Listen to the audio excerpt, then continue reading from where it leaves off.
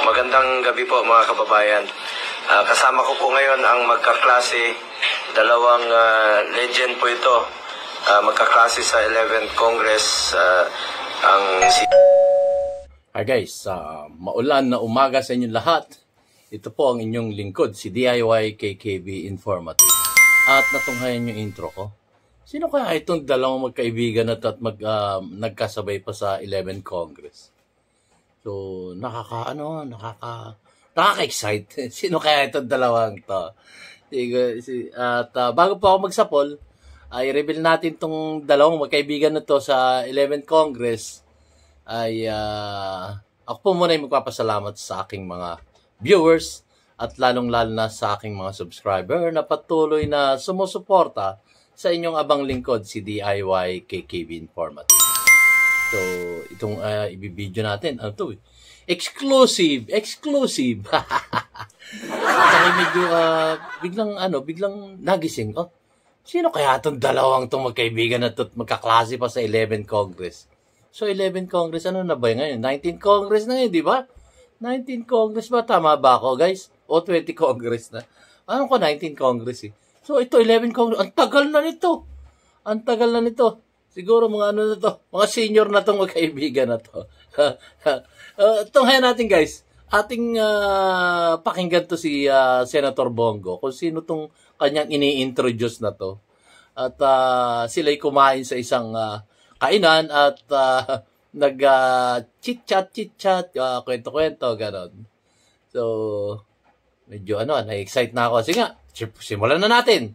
At guys, like na kayo, subscribe and hit the notification bell para naman po pagka dumadagdagan yung subscriber natin.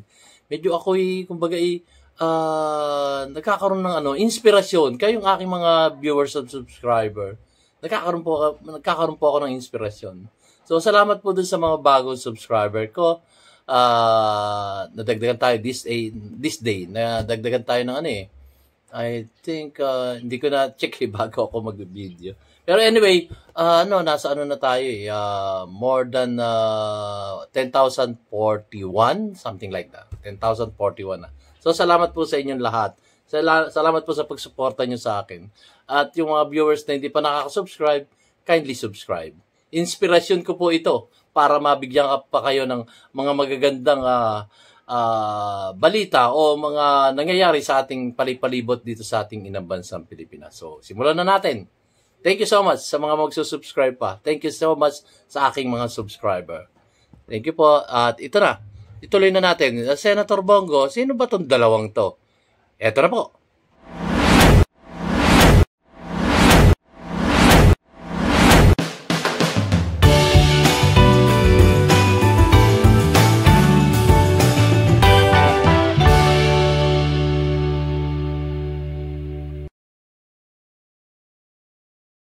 Magandang gabi po mga kababayan.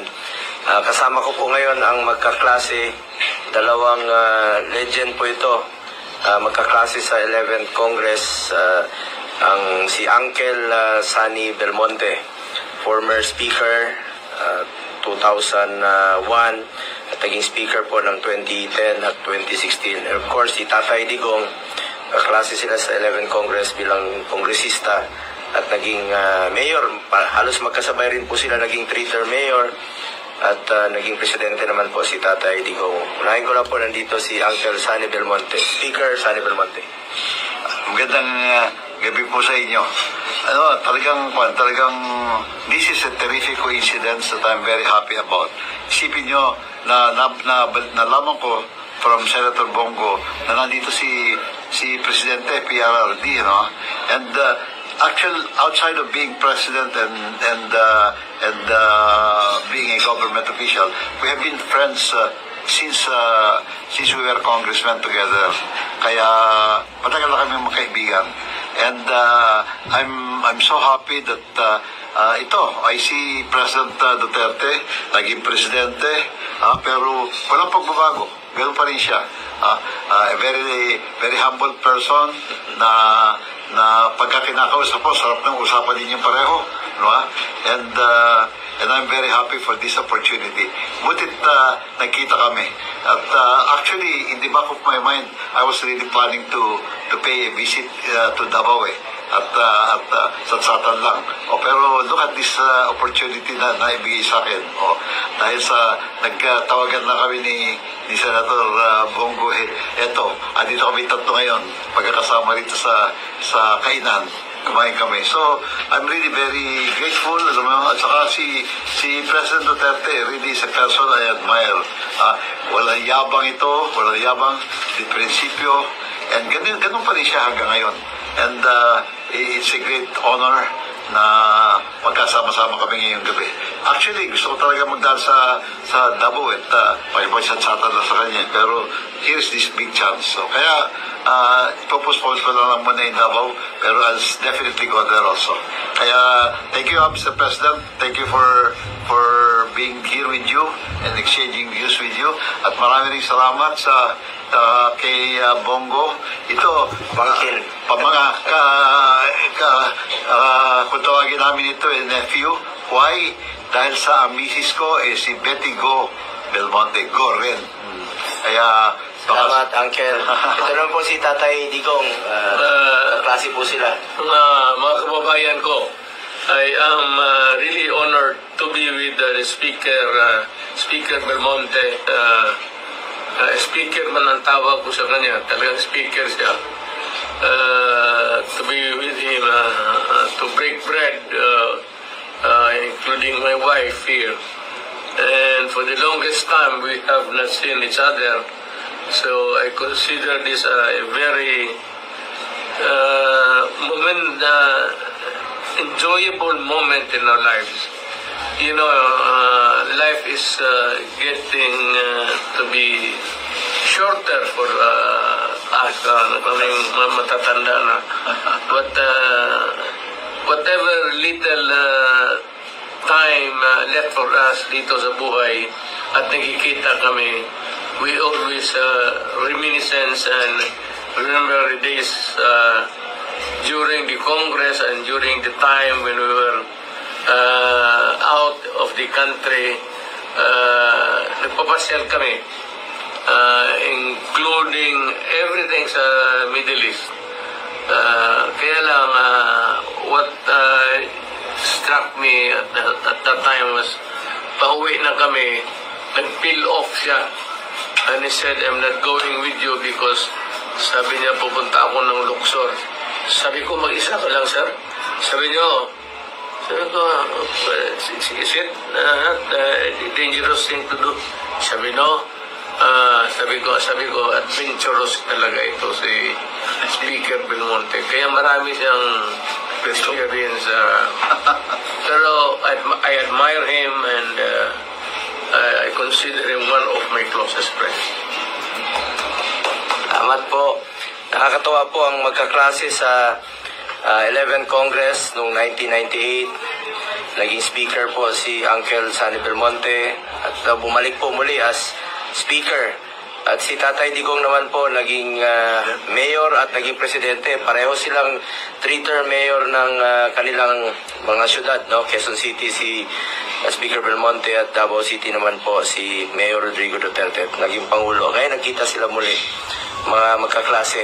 Dalawang legends po ito sa Pilipinas. Ang ating Tatay Digong at Uncle Sunny Belmonte. Salamat po. Ayun naman pala. Grabe guys, no? Diyan, narito pala sa Quezon City ang ating Tatay Digong. Pumasyal siya dito sa Quezon City. Ano kaya pinag-usapan nitong magkaibigan na to na sa 11th Congress pa? Di ba? Ang tagal na nito I think hindi ako maano sa mat eh. Pero 11th Congress is 19th Congress na nga ba ngayon? Check natin yan mamaya. At babalikan natin yan. So matagal na. Di ba? Nung una, nagmaisog sila sa ang alam ko, unang maisog nila siyempre sa Davao del Norte o Davao sa Mindanao. At sinundan to ng Cebu, if I'm not mistaken. Tapos lumapit sila dito sa ano ba sinundan nito? Alam ko, Bulacan eh. Bulacan. Punta silang Bulacan. Bulacan, 2 beses na dismaya yung Maisog Rally doon kasi nga may nabalitaan tayong hinaharang, may nabalitaan tayong hindi binigyan ng permit, at no permit, no rally. At ang inyong abang lingkod naman ay napunta doon sa Bustos, Bulacan. At nasaksihan ko kung paano o gaano kalungkot yung mga supporters ng ating dating Pangulong Rodrigo Roa Duterte. So, malungkot sila. Tapos, sinabayan pa ng dumating ako doon, 2:30. Tama, 2:30. Tapos, ang simula nung Maisog Rally is, peaceful rally is 5 p.m. Yun po ang pagkaka-announce nun eh. So, ang aga ko nun. Sabi ko, okay, ayos. Pero nang dumating ako, may nagsasabi na sa akin, siguro, nung marami na nagbablog, nung panahon na yon ay hinaharang na raw di umano yung mga bus, yung mga tinatanong kung saan kayo papunta. So hinaharang, mga vloggers din nahaharang din. At na videoan nila yung mga pangyayaring yon. So ako naman umaasa ko kasi announcement hanggang alas 5 yung simula 2:30 naroon ako din. Syempre ang haba pa ng oras. Hindi ako niniwala sa kanila. Ako po hindi po ako funny. Hindi ako funny walain. So, hindi ako naniwala. Antay ako doon hanggang sa dumating yung punto na umulan. So, sabi ko, okay lang yan, umulan. Wala pa naman alas 5 eh. Tapos hanggang sa dumating yung alas 5, ito na, wala na. Wala na talaga. Na-cancel na yata talaga. So, uwi akong luhan. Luhan. So, yun, wala nangyari doon sa Bustos, Bulacan. So, pero maraming tao eh. Maraming tao that time. Naroon ako eh. Binidyohan ko nga eh. Tapos yung paggaganapan, malawak na bukirin. At ginagamit yun ng yung mga nagpeperya. Kaya hindi siya madamo. Kasi pinagpupwestuhan yun ng mga perya. Alam niyo yung perya, yung sa amin ng padaga eh. Perya. So, maganda yung pwesto sana. Kaya lang yun. Pero kung natuloy, medyo lang basa-basa ang tao doon kasi nga umulan po talaga that time. Then yun nga ang nabalitaan ko doon sa pwesto yun, nagse-set up na ng mga camera ang mga kagaya ng SMNI, yun ang sabi nila sa akin, at nakaprepara na, kaya lang piniit dahil hininga ng permit to rally, gano'n. So, private property yun eh, yung lugar na yun eh. So, napiit nila. At, yun nga, nasundan, di ba, Bulacan. Lumayo na sila, Lumayo na ng, I think, dito sa sa Samar or Leyte. I think Leyte. Ganon. So, yun na naman, na-cancel na naman. Lumayo na nga, kinancel pa, Tapos itong si Chris Bulol, nagbablog palagi, talagang tinitira mga DDS, ating Pangulong Rodrigo Roa Duterte, maanghang, maasim na mga pananalita. Na, ba't hindi kayo mag-rally doon sa Davao? Hindi kayo pakikialaman doon. Imagine that.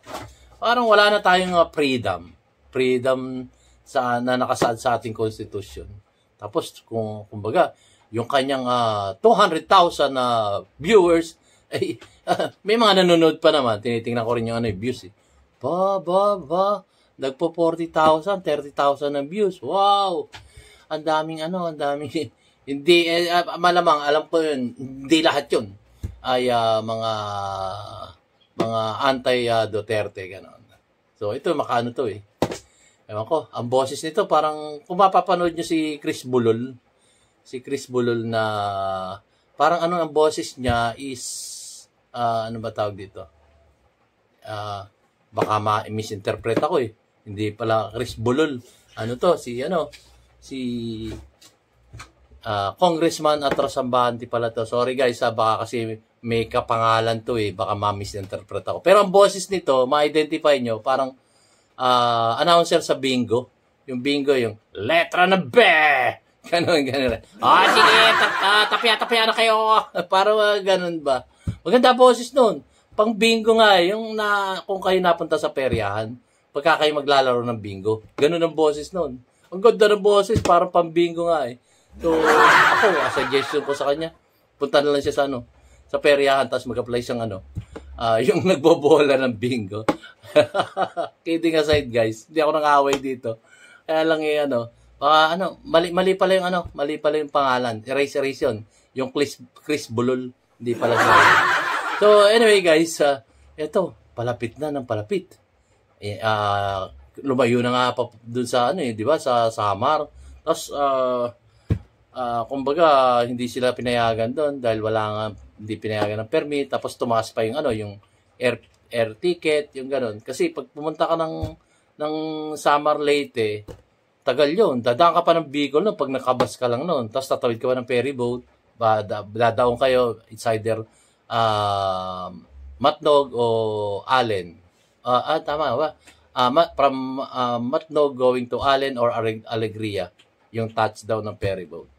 Tapos from there, mga 2-3 oras pa yung biyahe ng bus para makarating ka ng Leyte o kabuuan ng Samar. So, yun nga, sabi ko nga, wow, bocha, ang galing ang galing. Kinancel na naman, na-cancel doon sa Bulacan, cancel ulit dito sa parting Samar Leyte. So, ngayon, nagpaparamdam na, biglang lumapit dito sa Metro Manila, Quezon City. Ba? Tapos, pinasyalan niya yung isang kaibigan niya, si Sonny Belmonte, dating Speaker of the House yun eh. Yung 11th Congress nga, sabi nga nila, 11th Congress. So, lumapit na naman. Ayaw nyo ako, siguro, ang analisa ko dito, ayaw nyo ako sa malayo ha. Sige, lapitan ko kayo. Pumunta na ako sa Bulacan, hindi nyo ako binigyan ng permit. Tapos, lumayo ako para mabigyan ako ng permit. Punta ako sa parting, ano ba tawag dito? Dito, sa Leyte, Samar. Hindi nyo ako binigyan ng permit. Binigyan nyo pa ng issue sa mga aeroplano. Tapos, ngayon, papasyalan ko naman itong aking kaibigan dito. Yung dating House Speaker. Speaker of the House, si Sonny Belmonte. Yun, nag-uusap sila. So, akala, kumbaga, analisahin nyo, bakit sila nakita ron? Kasama pa si Senator Bongo. Nagkita sila doon, tapos binidyo pa ni Senator Bongo. Malaki ibig sabihin nito. So, malamang-lamang, alamang. So, nakakamiss din si dating Presidente Rodrigo Roa Duterte, yung ating Tatay Digong.